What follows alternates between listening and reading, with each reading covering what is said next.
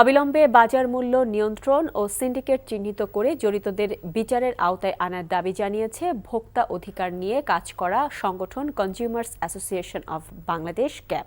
দুপুরে জাতীয় প্রেস ক্লাবের সামনে অসাধু ও মুনাফা শিকারী ব্যবসায়ীদের কারসাজিতে নিত্য পণ্যের দাম অস্বাভাবিক বাড়ার প্রতিবাদে এক মানববন্ধনে ক্যাবের নেতারা ৮ দফা দাবি জানান।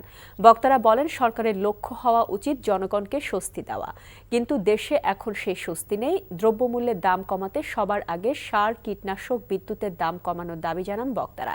সেই সাথে বাজার মনিটরিংয়ে জনগণের সম্পৃক্ততার পাশাপাশি বাজার ব্যবস্থার সংস্কারের জন্য কমিটি গঠনের অনুরোধও জানান বক্তারা।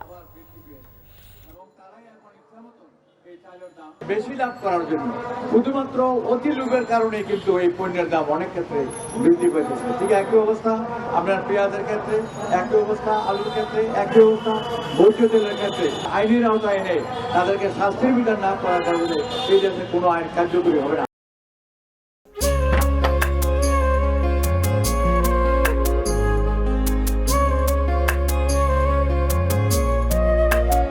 এটা আমাদের ঘর, আমরা দুজন মিলে সবকিছু গোছাবো।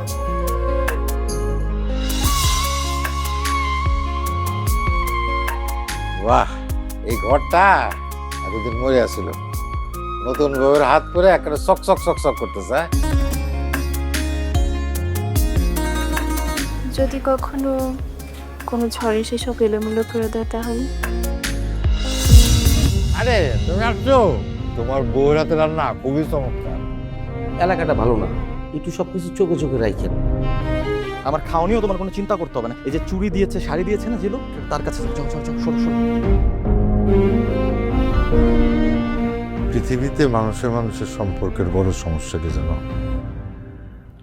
ভুল বোঝাবুঝি।